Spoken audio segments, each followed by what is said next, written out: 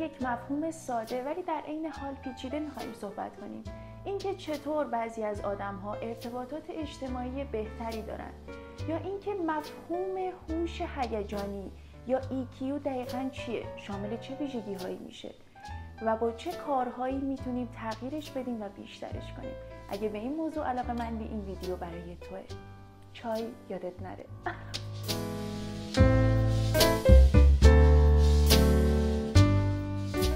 سلام، من فائزه فتوحیانم، روانشناس بالینی و به کانال من خوش اومدی. کاری که من اینجا انجام میدم اینه که راجع به موضوعات مربوط به سلامت روان و روانشناسی توی این سری از ویدیوها صحبت میکنم. 10 اپیزود اولی که از این سری از ویدیوها در واقع توی کانالم منتشر کردم بیشتر راجع به موضوعات مربوط به توسعه فردی و رشد شخصی خودمونه. اینکه چطور عزت نفسمون رو پرورش بدیم، اعتماد به نفس بهتری داشته باشیم، چطور با چالش‌های مختلف زندگی کنار بیایم و تاپیک‌هایی به این صورت. ولی سری جدید ویدیوها راجع به یک موضوعی هستش که شاید چالش خیلیامون باشه. اون هم راجع به اینه که چطور ارتباطات اجتماعی بهتری بسازیم و مهمتر از همه بتونیم حفظشون کنیم. طبق روال ویدیوهای قبل بخش خبرنامه و بخش چالش رو داریم و در کنارش بخش احساسات رو داریم. توی بخش احساسات به ایمیل آدرسی که الان روی ویدیو میاد ازت میخوام اگر داستانی داری، اگر تجربه‌ای داری، اگر در روزهایی از زندگیت هستی که صرفاً دوست داری با کسی صحبت کنی، میتونی با نام خودت یا به صورت ناشناس داستان، تجربه یا حرفاتو برای من بفرستی و اینجا با من و دیگران به اشتراک بذاری. چرا بخش احساسات توی این ویدیوها هستش؟ مورد اول، نوشتن و صحبت کردن راجع به افکارت خیلی میتونه به تنظیمشون و احساس سبکی توی خودت کمک کنه. و مورد دوم، خیلی وقتا که ما افکارمون پیچیده میشه، در هم بر هم میشه، اتفاقی که میفته اینه که فکر میکنیم ما در دنیا تنهاییم و فقط ما هستیم که داریم این موضوع رو تجربه میکنیم. برای هممون اتفاق میفته.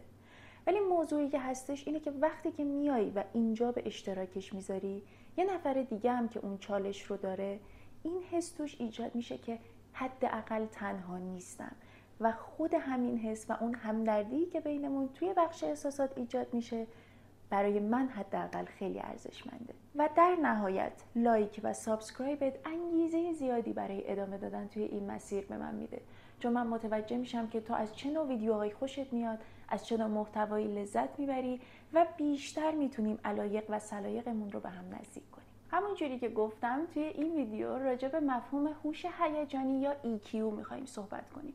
ولی قبلش یه چیزی رو بگم. تا به همین الان هم ما راجع به مفاهیم زیادی در مورد روانشناسی صحبت کردیم و شاید متناسب با تمرین هایی که داشتیم توی ویدیوها میخوام بگم که خیلی عادیه که همه‌شو یاد نگرفته باشیم، چون زندگی همونجوری که توی تمام ویدیوها من به این موضوع اشاره کردم یک پروسه است. یعنی قرار نیستش که شاید من توی 20 سالگی، توی 30 سالگی یا توی 40 سالگی بهترین ورژن خودم باشم.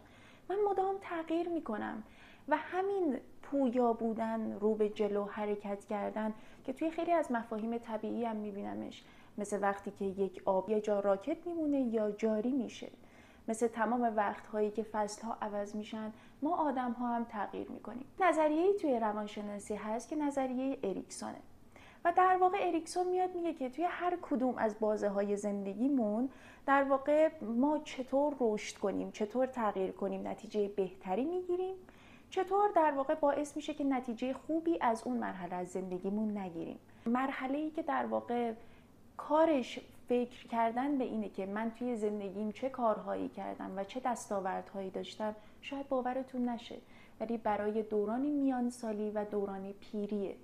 یعنی الان که داری این ویدیو رو میبینی وقتش نیست. خیلی خوبه که ما راجع به کارامون فکر کنیم، خیلی خوبه که با فکر کردن درست کاری رو انجام بدیم، ولی سالهایی که الان داریم میگذرونیم سالهای اکشنه، سالهای پویا بودن و عمل کردنه.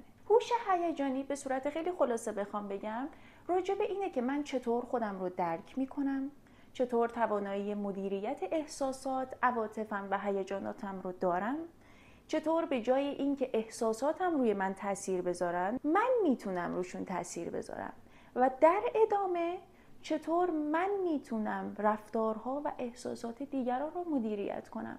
همون چیزی که توی روابط اجتماعی ما خیلی موضوع مهمیه. هوش هیجانی خودش از 5 تا ویژگی تشکیل شده که ازت میخوام اگه داری این ویدیو رو میبینی همزمان بیای از یک بازه 1 تا 10 به این ویژگی هایی که الان با هم بررسی میکنیم یه نمره بدی، ببینی توی کدوماشون بالاتری، در سطح خوبی هستی، نیاز به تمرین نداره، توی کدوم ها پایین‌تری، نیاز به تمرین بیشتری داره. مورد اول در مورد ویژگی های هوش هیجانی در واقع سلف اویر یا خودآگاهی هستش. یعنی چی؟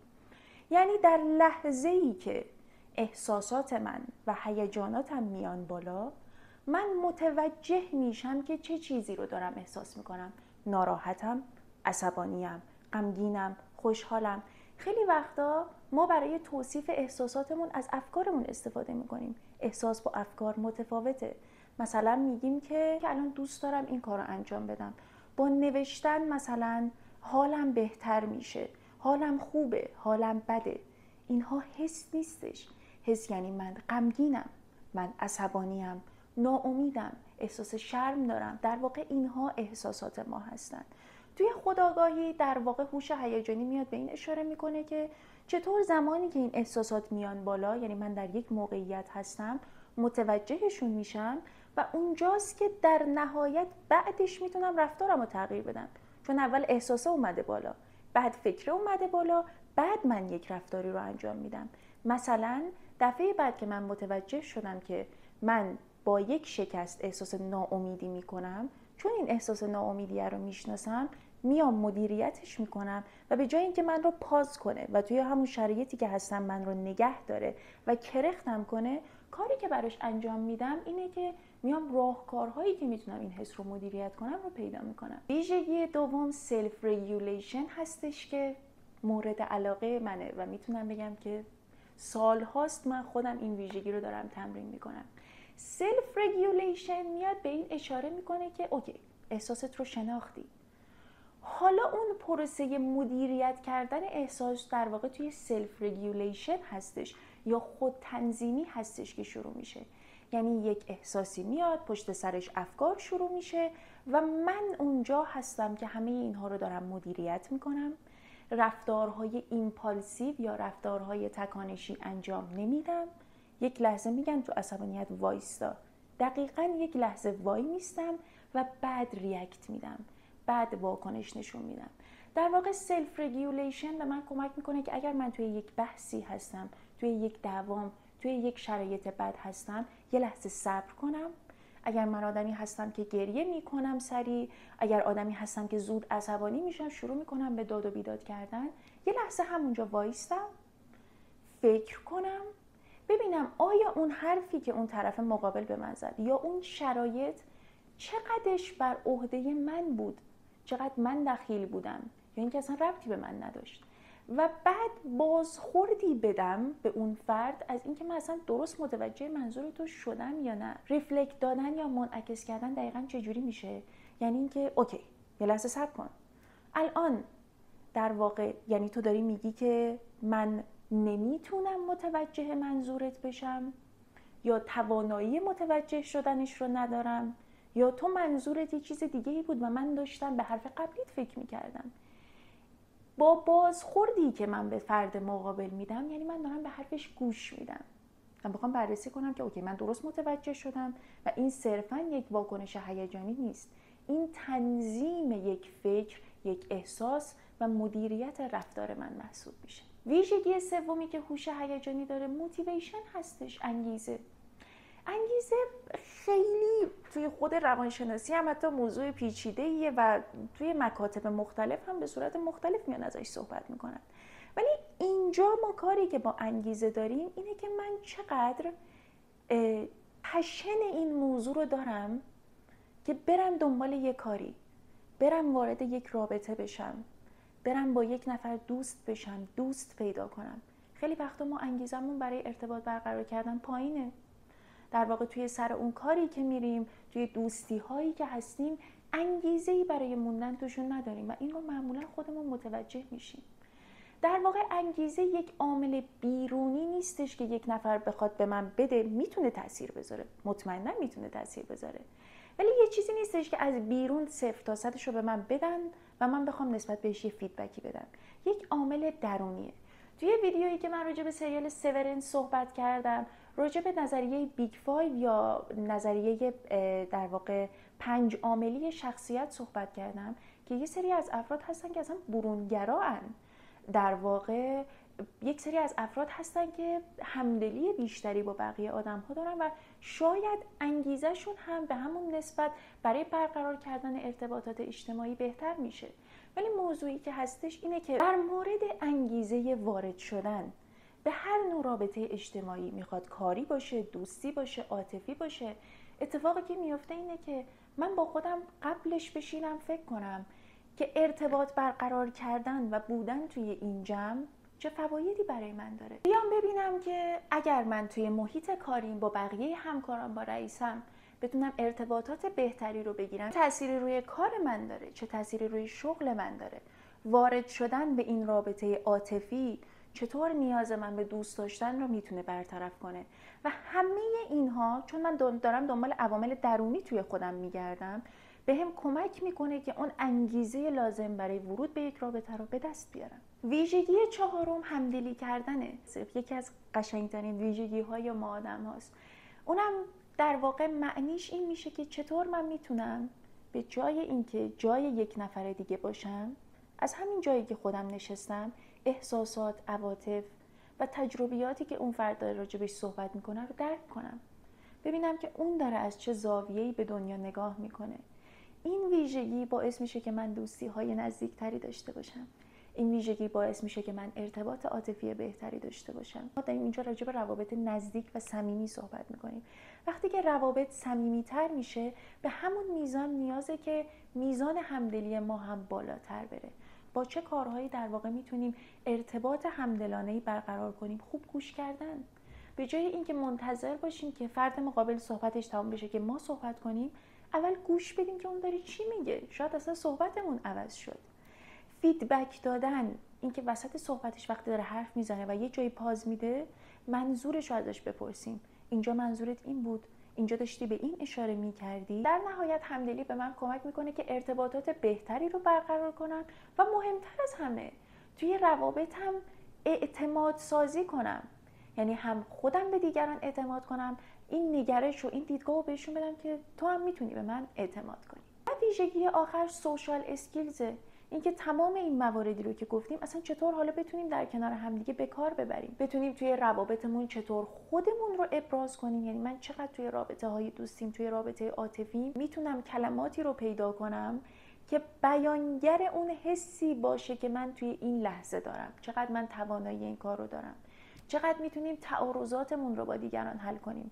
اینکه وقتی توی یک چالشی هستیم، وقتی توی یک بحثی هستیم، به جای اینکه نقش آدمی رو پیدا کنیم که هی دنبال مقصر اون ماجرا میگرده، چطور میتونیم فردی باشیم که میاد یک زمینه مشترک پیدا میکنه که اون چالش حل بشه، به جای اینکه اون گره کورتر بشه. مهارت‌های اجتماعی به ما کمک میکنن که چطور یک بحث و یک چالش رو به جای اینکه تهدید، توهین یا انتقاد ببینیم، صرفا به صورت یک چالش و بحث ببینیمش و بتونیم از زوایای مختلف، از زاویه‌ای که اون فرد داره با ما صحبت میکنن به موضوع نگاه کنیم. چجوری بتونیم سبک سنگینش کنیم. چطور به جای اینکه این فرد بخواد از من یک فرد منفعل و اجتنابگری بسازه که من دیگه وارد هیچ بحثی نمیشم، دیگه دلم نمیخواد با کسی صحبت کنم و رفتارهای قهری داشته باشم، بهم کمک کنه که اتفاقاً رشدی در خودم داشته باشم که بعداً توی یک موقعیت دیگه قرار گرفتم صحبت کردن رو به عنوان دفاع کردن از خودم نبینم، به عنوان ابراز کردن باورها، ارزش‌ها و نظراتم ببینم. همه این ویژگی‌ها رو گفتیم و ازت میخوام ببینی که اون عددی که قرار شد برای هر کدوم از اینها نمره گذاری چندن، نمودارشون به چه صورته و بیای ببینی که با این تمریناتی که الان میخوام بهت بگم کدومهاش رو میتونی بهتر کنی. در مورد مهارت خودآگاهی توی ویدیوهای قبلیمون هم زیاد صحبت کردیم. حتما نوشتن میتونه کمک کنه. حتما ژورنال نوشتن راجع به احساساتم، عواطفم، چالش‌هایی که من دارم خیلی میتونه بهم کمک کنه. حتی اگه زندگی نامه آدم‌هایی که در واقع برای خودمون اینسپایرینگن، آدم‌هایی که بهمون انگیزه میدن رو بخونی، خیلی از قسمت‌های در واقع زندگی نامشون راجع به روزها، احساسات و عواطفیه که توی اون شرایط داشتن. اینکه چطور با چه احساساتی دیل کردن، چالش کردن و تونستن از اون در واقع چالشی که در اون بازه زمانی داشتن عبور کنن. مورد بعدی مخصوصا برای سلف رگولیشن یا خودتنظیمی، پیدا کردن تریگرهای رفتاریه. تریگر رفتاری یعنی چی؟ یعنی چی باعث میشه که یک رفتار تکانشی در من شکل بگیره؟ چی منو غمگین میکنه؟ چی منو عصبانی میکنه سر این کار؟ چی توی این رابطه داره من رو آزار میده که باعث میشه وقتی که این اتفاق میفته من دیگه راجبش صحبت نکنم، وقتی که این اتفاق میفته من دیگه به هم میریزم. 4-5 روز، 1 هفته، 2 هفته طول میکشه که در واقع من دوباره بتونم خودم رو جمع جور کنم و اون بازدهی که میخوام رو داشته باشم. تریگرهای رفتاری رو میتونیم اینجوری پیدا کنیم که من بیام آخر اون شب یا توی همون لحظه راجع به این فکر کنم که چی شد که ناراحتی من شروع شد، چی شد که اضطراب من شروع شد. و در واقع پیدا کردنشون باعث میشه که من هم بتونم اون شرایط رو بهتر برای خودم مدیریت کنم، هم الان که فهمیدم توی این موقعیتی که این رفتار از من سر میزنه یا در واقع من این احساس رو دارم، بتونم راه حل‌های بهتری برای مدیریت کردنشون پیدا کنم. مهارت بعدی که برای سلف رگولیشن میتونیم استفاده کنیم در واقع همون خودتنظیمی، ریفریم کردن اون موضوعه. یعنی چجوری اگه من زاویه دیدم اینه، دارم از اینجا به اون بحث یا موضوع نگاه میکنم، بتونم دیدگاه‌های مختلف دیگر رو هم ببینم.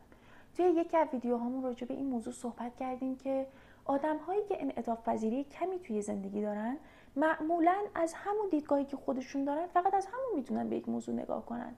هر چقدر که من بتونم یک در واقع اتفاق رو، یک رفتار رو، مثلا رفتار در واقع این که پارتنرم گوشیشو میکشه یا دوستم فلان حرفو میزنه که من ناراحت بشم، و اگه بیام از دیدگاه‌های دیگه بهش نگاه کنم میبینم که شاید پارتنرم از رابطه قبلیش یک مشکلی داره که دوست نداره کسی گوشیشو ببینه. درکش میکنم، راجع به این موضوع باهاش صحبت میکنم. اگه دوستم مدام طعنه و کنایه توی صحبتاش به من میزنه، شاید این براش یک مدل ارتباط برقرار کردنه، این نوعی شوخیه، این نوعی سبک رفتاریشه و با ابراز کردن خودم و با اینکه من خودم رو تونستم جاش بذارم و از دیدگاه اون به این موضوع نگاه کنم یا دیدگاه دیگری رو در واقع انتخاب کنم، باعث میشه که من ارتباط اجتماعی بهتری بتونم داشته باشم. در مورد در واقع ویژگی انگیزه، اینکه چطور موتیویشن بیشتری داشته باشم، همه ما توی زندگیمون کارهایی رو داریم که مسئولیت هامون هستن. در واقع میتونیم بگیم که تا حد زیادی ما مجبوریم که انجامشون بدیم، ولی برای اینکه انگیزه داشتن بیشتر رو توی خودم تقویت کنم، کارهای هنری یا هر چیز دیگری که من دوست دارم که انجامشون بدم رو بیام اونا رو هم توی برنامه‌ام بذارم. مثلا کارهایی که من خودم میکنم اینه که ژورنال برای خودم طراحی میکنم، ژورنال میکشم، مینویسم، پازل درست میکنم. یه سری هندکرافت های زیادی توی بازار هستش، اونا رو میگیرم درست میکنم. کیس هایی هستش که معمایی، از اونا میگیرم حل میکنم، چون همه اینها به من یک پشن و یک انگیزه‌ای میده که اون کارهایی که یکم برام زمختر هست رو بتونم راحت‌تر انجام بدم، چون در کنارش من خودم دارم به خودم یک پاداشی میدم. یک چرخه‌ای هستش به اسم چرخه احساسات. چرخه احساسات میاد به ما چی رو نشون میده؟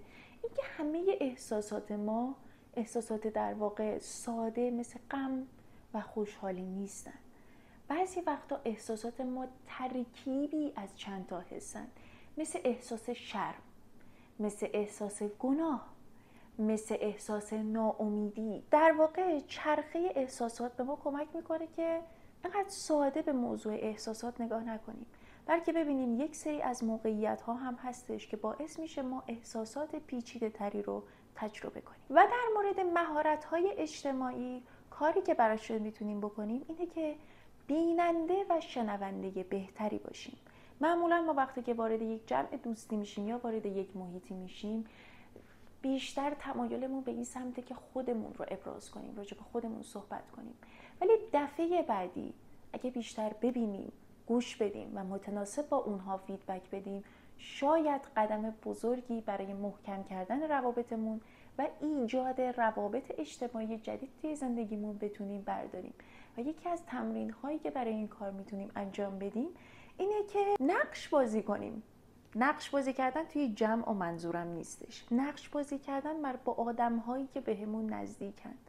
مثلا اگر من اضطراب این رو دارم که توی یک جمع چطور باید خودم رو پرزنت کنم، چطور باید با دیگران ارتباط برقرار کنم، میتونم با یکی از دوستای صمیمیم یه روز وقت بذارم و با هم نقش‌های مختلفی رو بگیریم، انگار همدیگه رو نمی‌شناسیم و توی یه مهمونی می‌خوایم با هم آشنا شیم، توی دانشگاه می‌خوایم با هم آشنا شیم، توی سر کار می‌خوایم با هم آشنا شیم.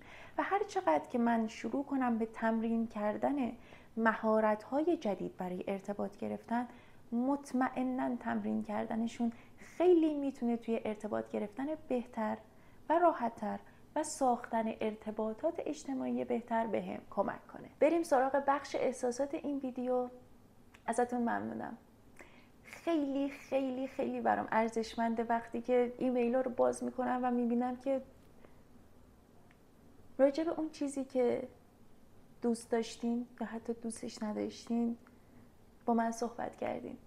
من از صحبت کردن با تک تکتون لذت میبرم و برام ارزشمنده که وقت میذارین و راجبشون مینویسین. ایمیل این ویدیو با توجه به اینکه جایی نگفته که من اسم زیباشو نگم، من اسمش رو میگم، از طرف میناه. فائزه عزیز، آیدی جیمیلت رو از روی کانال یوتیوبت برداشتم و گذاشتم وقتی احساسات به سمتم هجوم آورد برات نامه‌ای بنویسم. میتونی این نامه رو نادیده بگیری. چرا باید نادیده بگیرم؟ چون نامه فاقد هر گونه دانش یا خبر مهمیه. حتی میشه گفت کمی غمگین و خسته کننده باشه. میخوام از دختری بگم که راه اشتباه طولانی رو رفته و الان شجاعت این رو داشته که برگرده. میخوام از دختری بگم که ترک شده، رها شده و آدمهای زندگیش طوری باهاش رفتار کردن که به خودش گفته شاید واقعا ارزش تلاش کردن رو ندارم. شاید واقعا کسی از دوست داشتن من لذت نمیبره. شاید به نظر بقیه من دختری نیستم که کسی بخواد حتی برای حرف زدن ساده باهاش وقت بذاره. من توی کمتر از 1 سال پیش وقتی از یک رابطه سخت و طاقت فرسا بالاخره خودم رو بعد از 3 سال اسیری بیرون کشیدم، حس کسی رو داشتم که بالاخره تونسته از زندون خودش رو بکشه بیرون. تونسته اون حصارهای لعنتی رو با دستاش خورد کنه، اما در کنارش خودش هم خورد شده. تمام این 1 سال تلاش کردم روی خودم وقت بذارم، برای زخمام مرهم بذارم. برای همین بیشتر کار کردم و شروع کردم برای رشته مورد علاقم درس خوندن. رزومم رو درست کردم، زبان خوندم، ورزش کردم، تراپی رفتم، گریه کردم، خندیدم و کلی تلاش کردم تا زخمام دونه دونه خوب بشن. اما امروز متوجه شدم باز هم اون کسی که مورد علاقه نیست منم. اون کسی که تنهاست، اون کسی که بقیه از تلاش کردن براش خودداری میکنن منم. این حس بد متاسفانه روی من تاثیر گذاشته. نمیدونم میخوام اینجای مسیر متوقف بشم یا شاید تا آخر داستان جلو برم. شاید اون آخر چیز قشنگتری منتظرم باشه. شاید باید به این نتیجه برسم در نهایت عشقی که از بقیه طلب میکنم و منتظرم بقیه به من بدنش رو خودم باید به خودم بدم. ازت ممنونم. ببخشید من احساساتی میشم، ولی از توی این ایمیل هم من حتی میتونم این رو متوجه بشم که همچنان امید داری که تا تهش ادامه بدی و همین خیلی ارزشمنده. میخوام 2 چیز راجع به خودم بهت بگم، راجع به کاری که من خودم اینجور وقتا میکنم. مورد اول این که احساساتم و افکارم رو شبیه یک خمیری میبینم، مثل همون وقتایی که بچه بودیم و خمیر بازی میکردیم و انگار با هر چالش و با هر شکست و با هر غم و ناراحتی که وارد میشه این خمیر شیپش عوض میشه ولی ماهیتش تغییر نمیکنه. یعنی رفتار من با دیگران و خودم عوض میشه ولی در نهایت ماهیت این که من ارزشمندم برای خودم عوض نمیشه.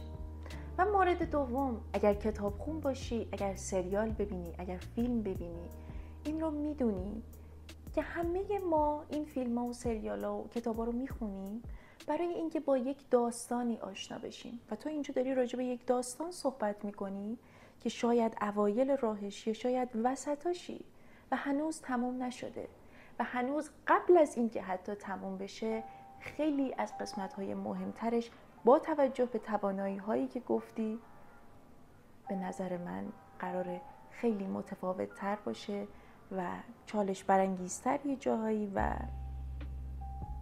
حتی در ادامه بیشتر اونجوری که تو دوست داری باشه. ممنونم که احساساتتو با من به اشتراک گذاشتی و امیدوارم چند سال دیگه به همین ایمیل بقیه این داستانو برام بفرستی، چون من حداقل من خیلی منتظرشم.